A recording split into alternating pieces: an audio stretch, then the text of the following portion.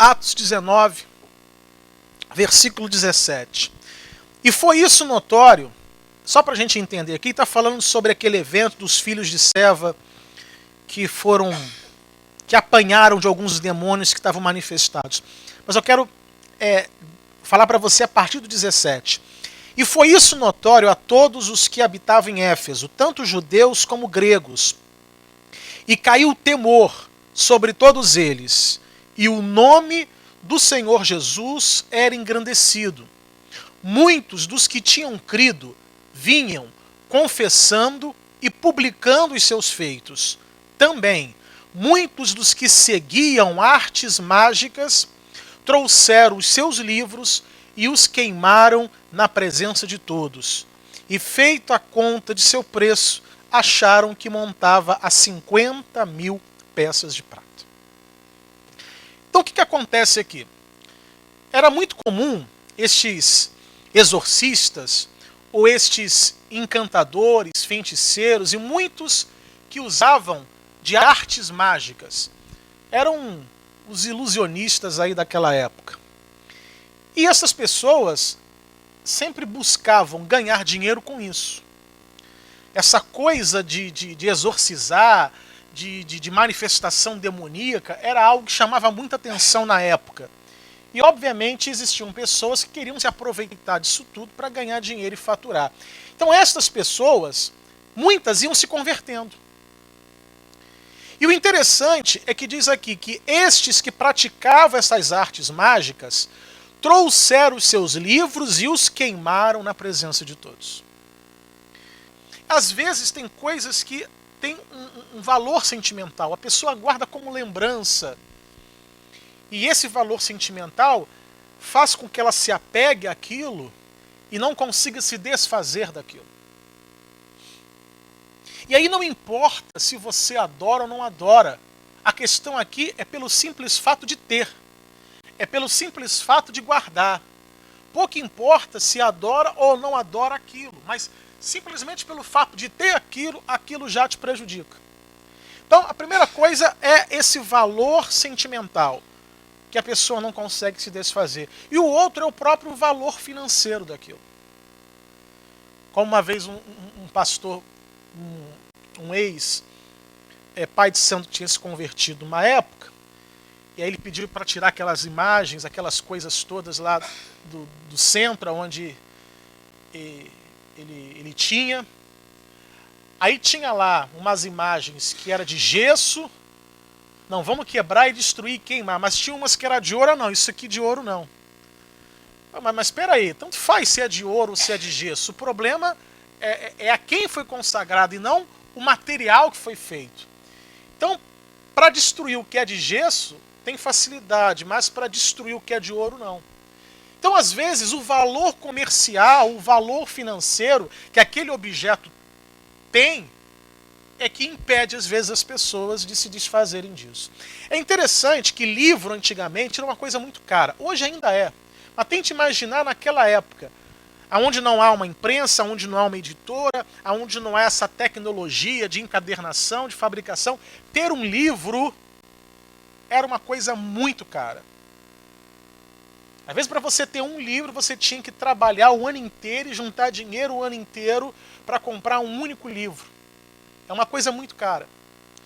E essas pessoas, esses que praticavam essas artes mágicas, todos os livros que eles possuíam era uma verdadeira fortuna. Mas quando eles se converteram, eles não hesitaram em queimar tudo aquilo numa fogueira na presença de todos. E isso era uma coisa tão assustadora que alguém chegou para poder contar. E diz aqui no final do versículo 19: acharam que montava 50.000 peças de prata. Ou seja, todos aqueles livros que estavam sendo queimados valiam 50.000 peças de prata. Lembre, Jesus foi traído por 30. Esse aqui vale 50.000.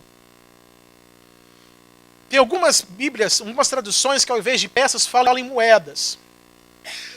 Mas vamos tentar pegar uma moeda de prata de verdade. Vamos imaginar que uma vale R$1, obviamente que vale muito mais. Já seriam 50 mil reais. Se cada moeda de prata valesse R$10, já seria meio milhão. De livros, que obviamente eram muito caros na época, mas que foram queimados. Por quê?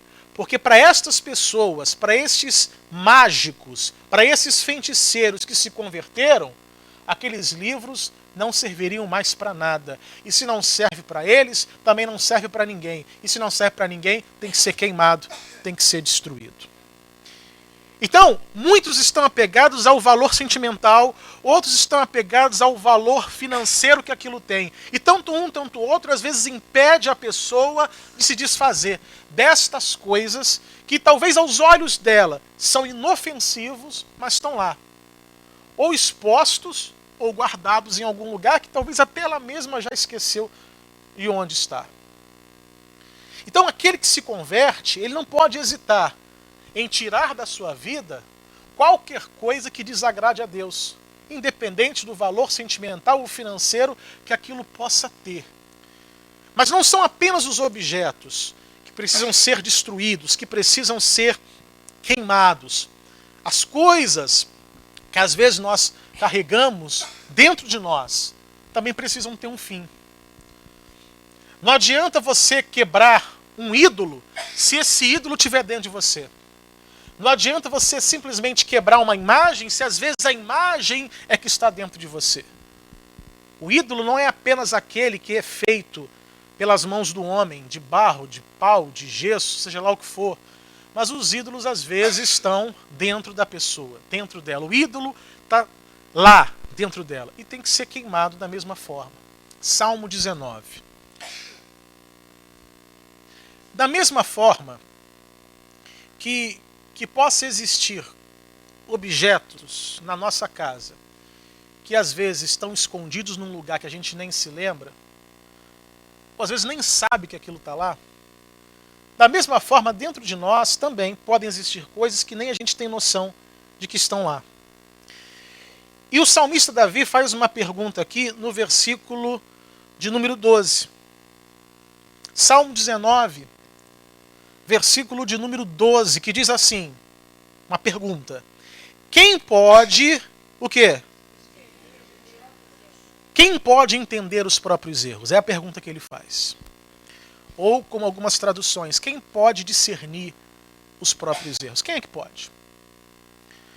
Nós somos capazes de entender, de compreender, de discernir os nossos próprios erros? É mais fácil nós discernirmos e entendermos os dos outros. Por quê? Porque a gente sempre olha para frente, mas não somos capazes de olhar para dentro. E quando você não é capaz de olhar para dentro, você não consegue enxergar o que está dentro de si mesmo. Sempre estamos olhando para frente. E sempre quando olhamos para frente, olhamos para alguém. E ao olharmos para alguém, podemos enxergar, né, os defeitos desse alguém. Mas a questão é, como enxergar os próprios? E a pergunta que ele faz é, quem pode entender os próprios erros? E o que ele pede a Deus? Expurga-me tu dos que me são ocultos. Aquilo que é oculto é porque não está no seu consciente. Você não tem noção de que aquilo está lá, mas está. Então, podem existir coisas dentro de nós que nós não temos a consciência de que estão lá. E por que Davi se preocupa tanto com isso? Por aquilo que a gente falou há uns domingos atrás sobre Batseba.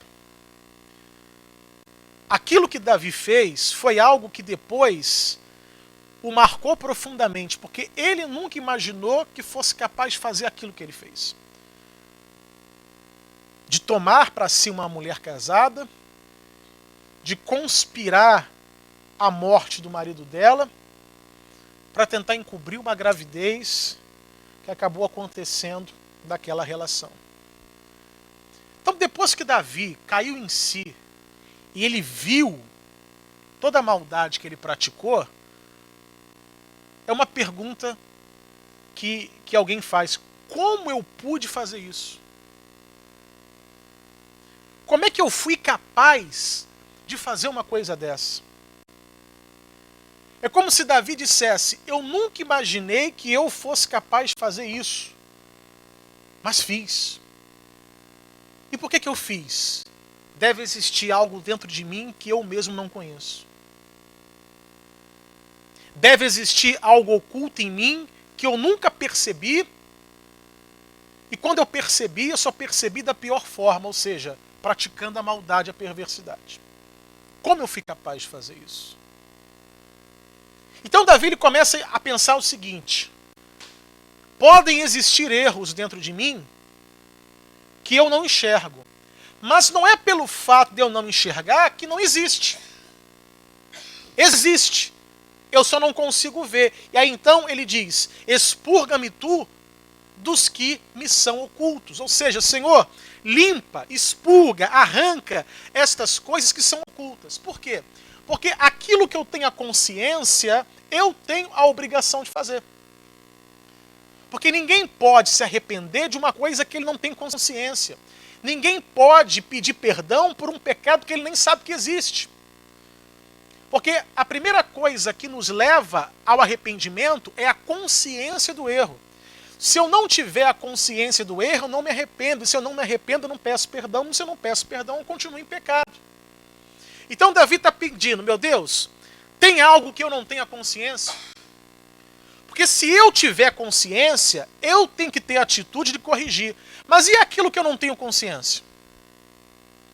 Alguém precisa me dizer. Alguém precisa me falar. Alguém precisa abrir os meus olhos. Então, Senhor, é o pedido que ele faz: expurga-me tu dos que me são ocultos. Então, ele está pedindo para que Deus faça por ele, porque ele não consegue fazer por ele mesmo. Aí a gente vai lá no Salmo 139, agora vamos lá. Salmo 139, versículo 23. Amém? Olha o que Davi lhe pede: sonda-me, ó Deus, e conhece o meu coração. Prova-me e conhece os meus pensamentos, e vê se há em mim algum caminho mau, e guia-me pelo caminho eterno. O 23 ele fala: sonda-me, ó Deus. Para que serve uma sonda? A sonda é aquilo que vai alcançar lugares aonde você não consegue alcançar sozinho. Tente imaginar, por exemplo, uma sonda marítima que vai até as profundezas de um oceano. O homem não pode ir lá, mas a sonda pode. Então a sonda, ela vai no lugar que você não consegue ir. Então quando Davi fala: sonda-me, ó Deus, o que Davi está dizendo? Vá, meu Deus, no lugar que eu mesmo não consigo ir. Acesse as profundezas do meu coração, aonde eu mesmo não consigo acessar. Porque a sonda, ela vai aonde o homem não consegue ir. Ela vai mergulhar numa profundeza tal que o homem não pode estar lá. Então a sonda, ela vai pesquisar, ela vai investigar, ela vai alcançar aqueles lugares que o homem não consegue alcançar. E Davi está pedindo para que Deus faça isso dentro dele. Ou seja, é como se Davi dissesse: tem lugares dentro de mim que eu mesmo não consigo enxergar. Existem coisas dentro de mim que eu mesmo não consigo ver. Então, Senhor, sonda-me, ou seja, usa a tua sonda, entre nas profundezas do meu coração, para ver se há lá algum caminho mau. Porque eu mesmo não consigo ver, mas a tua sonda consegue ver. A tua sonda, ela consegue explorar o meu interior, que eu mesmo não consigo explorar. E por que Davi está tão preocupado com isso? Porque ele não quer cometer os mesmos. É como se Davi, depois de toda aquela maldade e perversidade que cometeu com Batsebe, com o marido dela, é como se Davi tivesse medo dele mesmo. Meu Deus, o que eu sou capaz de fazer? Eu sou um perigo e não sabia. Então, meu Deus, me ajuda, porque eu quero ser diferente. Eu não quero que estas coisas ruins que podem estar dentro de mim, que eu não sei, me levem amanhã ou num futuro a fazer algo parecido com o que eu fiz com Batseba e com o marido dela. Eu não quero mais cometer esse mesmo erro. Eu não quero mais pagar esse mesmo preço. Porque o preço que ele paga não foi apenas pela morte do marido e pelo que ele fez com a Batseba. Mas se você olhar a história, você vai ver que as tragédias começam na família dele. Um dos filhos de Davi acaba estuprando a irmã. Aí um outro filho mata o irmão que estuprou a irmã. E as tragédias, elas vão acontecendo. Então Davi entendeu que tudo aquilo que estava acontecendo foi por conta da atitude errada que ele teve. E ele não quer pagar o mesmo preço. Então, Senhor, sonda-me. Entra naqueles lugares aonde não consigo entrar. Vasculhe o meu interior e procure se há o quê? Um caminho mau. E guia-me pelo caminho eterno. E essa oração de Davi tem que ser a oração de todos nós. Porque dentro de nós pode existir algo que a gente mesmo desconhece. Então, eu preciso que Deus faça isso por mim. Que Deus investigue, que Deus me sonde. Eu preciso que Deus me expurgue. Para quê? Para que eu possa estar limpo diante dele. E como é que Deus ele faz isso? Deus ele usa a repreensão para nos alertar. E quando você é repreendido, quando a pessoa ela é repreendida, ela tem duas reações. Ou a pessoa fica indignada e ofendida, ou ela fica agradecida. É sempre assim. Quando você repreende alguém, ou esse alguém se torna teu amigo ou teu inimigo. Quando você repreende alguém, ou esse alguém se ofende, ou esse alguém agradece. Jeremias era um instrumento de Deus, era um profeta de Deus.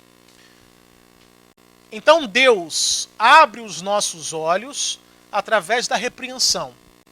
E a repreensão, ela pode vir tanto pela palavra, através da revelação do Espírito Santo, como a repreensão ela pode vir pela boca de alguém. E aí a questão é, o que você faz com aquela repreensão que você recebeu? Como você vai reagir a isso? Deus estava aqui, através de Jeremias, tentando dar um recado para o povo de Israel. E aí Deus fala assim no versículo 3. Aliás, vamos ler o versículo 2. Jeremias 26, versículo 2. Assim diz o Senhor: põe-te no átrio da casa do Senhor e dize a todas as cidades de Judá que vêm adorar a casa do Senhor todas as palavras que te mandei que lhes dissesses. Não esqueças nenhuma palavra. Bem pode ser que ouçam e se convertam cada um do seu mau caminho. Olha o que o próprio Deus está dizendo para Jeremias. Bem pode ser que ouçam e se convertam cada um do seu mau caminho. Ou seja, pode ser que alguém ouça, mas certamente vai ter aqueles que não vão ouvir. E é interessante que Deus fala de conversão. Mas não conversão de quem está perdido, conversão de quem faz parte do povo de Deus. Mas só que a conversão aqui não é conversão a Cristo. Porque em Cristo todos nós cremos. É conversão no sentido literal da palavra, que é, o que significa converter? Mudar de direção, mudar de rumo.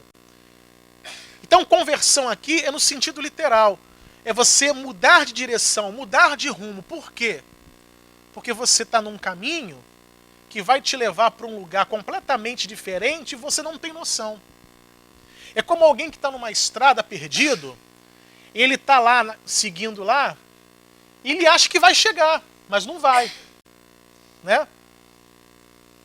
Assim que começou aqueles aparelhos de GPS, né, para carro, Na época eu comprei logo um no início, que era um negócio legal, né? Você digita lá o endereço e o troço vai te guiando.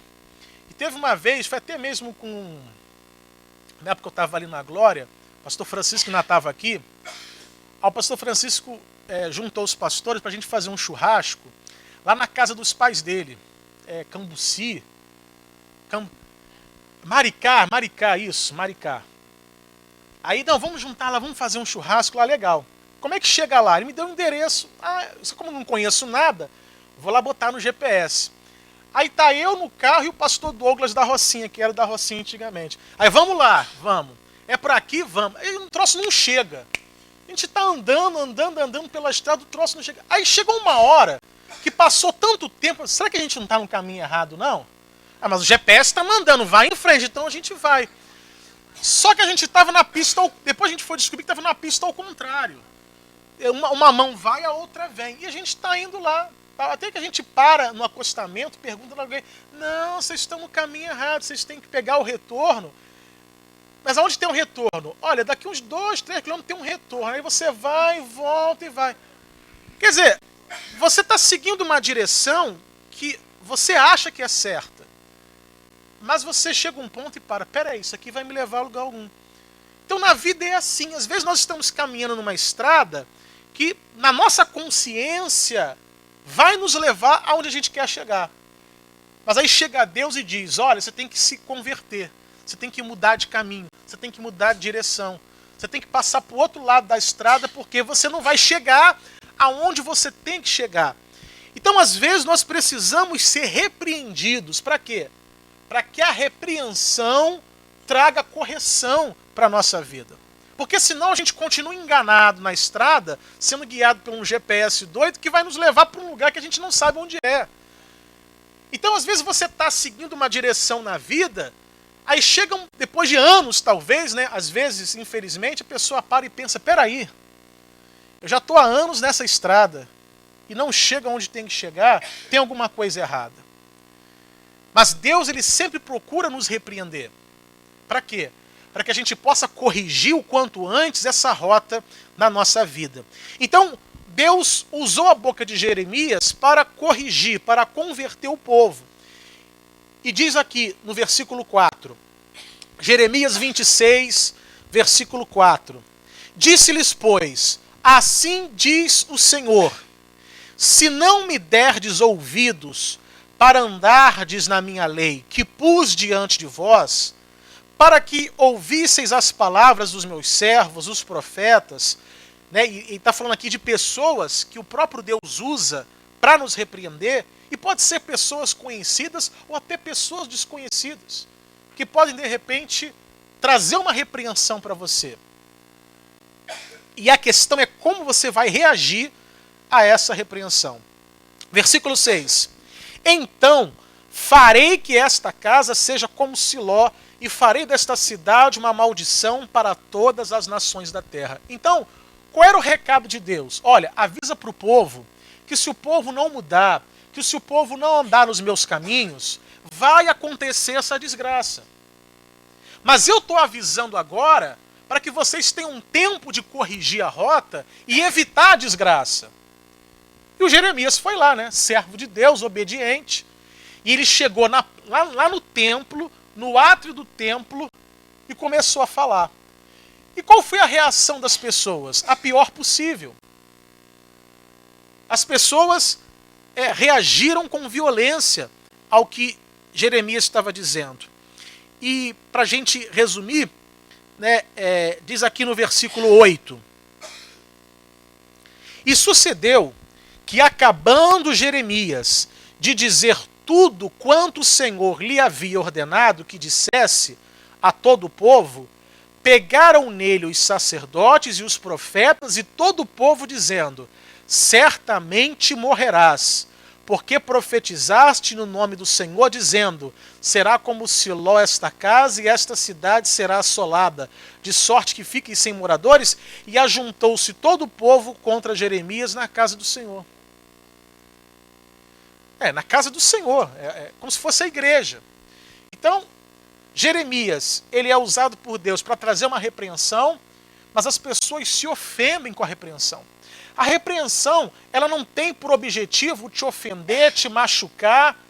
A repreensão não tem por objetivo te humilhar. A repreensão tem por objetivo te fazer você enxergar a realidade do momento.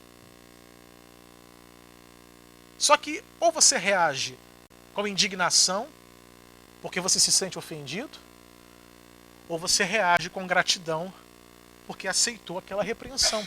Então, geralmente, quando alguém é repreendido, esse alguém reage das duas formas. Ou ele se sente grato, ou ele se sente ofendido com aquela repreensão que a pessoa recebe. Então, quando você receber repreensão, seja da palavra, através da ação do Espírito Santo, seja uma repreensão de alguém conhecido ou até alguém desconhecido, não rejeite, não fique indignado nem ofendido. Pare e ouça, coloque isso diante de Deus, porque pode ser que você não esteja conseguindo enxergar o caminho errado. Porque muitas das vezes o caminho errado e o caminho certo são muito parecidos. Eu estava lá naquela estrada lá. Se você olhar para um lado, tem mato. Do outro lado também tem mato. Então, para mim, tanto faz se eu estou numa ou na outra, porque eu olho e parece tudo igual. Não há uma referência. Não, isso aqui é o caminho certo, isso aqui é o caminho errado. O caminho certo não está escrito que é certo, o caminho errado não está escrito que é errado. Os dois se parecem. Você está no meio de uma estrada, no meio do nada, mata de um lado, mata do outro. Qual é o lado certo? Não sei. Os dois se parecem. E aí, então, é na repreensão que você consegue enxergar aonde aquele caminho vai levar você. E te dá tempo de você fazer o retorno e pegar o caminho certo. Então, não fique indignado. Não fique chateado. Lá em Provérbios 17, para a gente encerrar, Provérbios, capítulo 17. E para piorar tudo, né, quando Jeremias ele acabou sendo perseguido por aquilo, e tudo aquilo que Jeremias falou aconteceu. Toda a desgraça que Jeremias disse aconteceu. Não porque Jeremias disse: ah, Jeremias, está vendo? Olha a desgraça. Foi você que nos amaldiçoou. Não. Já ia acontecer de qualquer forma. Eu apenas tentei fazer com que vocês tivessem tempo de evitar. Depois do livro de Jeremias é o livro de Lamentações. O livro de Lamentações é lamentações mesmo. É Jeremias lamentando toda a desgraça que ele disse que ia acontecer e que realmente aconteceu, porque o povo, ao invés de se arrepender e mudar, ficou com raiva e tentou matar. Então o livro de Lamentações é Jeremias lamentando as consequências do pecado do povo. Provérbios 17, no versículo de número 10, diz assim: mais profundamente entra a repreensão no prudente do que 100 açoites no tolo. Alguém talvez diga assim: fulano tem que apanhar para aprender. Já viu alguém dizer isso? Sim. Então, tem. Porque de certa forma, vamos dizer assim, não fisicamente, mas na vida, a pessoa ela tem duas chances de aprender. Primeiro é ouvindo. Ouvindo conselhos, ouvindo a palavra, porque a palavra te ensina. A pessoa pode aprender ali. Ela pode aprender na repreensão. Ela pode aprender olhando os exemplos dos outros. Porque tem pessoas que te servem de bom exemplo. Um bom exemplo que você segue. Mas tem pessoas que também servem de mau exemplo, mas para você não seguir. Então tem os dois lados. Mas tem aqueles que não conseguem aprender assim. Não aprendem com os exemplos, não aprendem com os conselhos, não aprendem com a repreensão, não aprendem com a palavra. Aprendem com o quê? Com os açoites. Então, ou a gente aprende com a palavra, ou a gente aprende com o açoite. O texto fala: mais profundamente entra a repreensão no prudente do que 100 açoites no tolo. Então, ele traz aqui as duas pessoas, as duas figuras, o tolo e o prudente. O prudente é aquele que deixa que a repreensão entre profundamente no coração dele e ele aprende. O prudente não é aquela pessoa que se ofende com a repreensão, mas é aquela que recebe, agradece e muda com a repreensão. O tolo não. O tolo é capaz de apanhar 100 vezes e ainda assim não aprender. E fica apanhando da vida a vida toda. E às vezes apanha da vida a vida toda e mesmo assim não aprende. Como é que você sabe que aprende? É quando você não comete mais os mesmos erros. Você aprende. Você vai fazer uma prova, tira 0. Na outra, tira 10. Ótimo, você aprendeu. Não cometeu mais os mesmos erros. Então você sabe que aprende quando você não comete os mesmos erros. Se você comete os mesmos erros, é porque não aprendeu. Então o tolo, ele é açoitado 100 vezes e talvez é capaz de repetir o mesmo erro a 100ª vez. E infelizmente, nós vamos nos deparar com muitas pessoas assim, no mundo, ao longo da vida, que estão apanhando a vida inteira, mas não aprendem. E vão morrer apanhando, sem aprender. Então, ou a gente aprende com a palavra, ou a gente aprende apanhando. Um exemplo clássico disso é o próprio filho pródigo. Ele tinha tudo para aprender com o pai, ele estava na casa do pai, na presença do pai, ao lado do pai, no conforto da casa do pai. Mas ele foi aprender com a vida.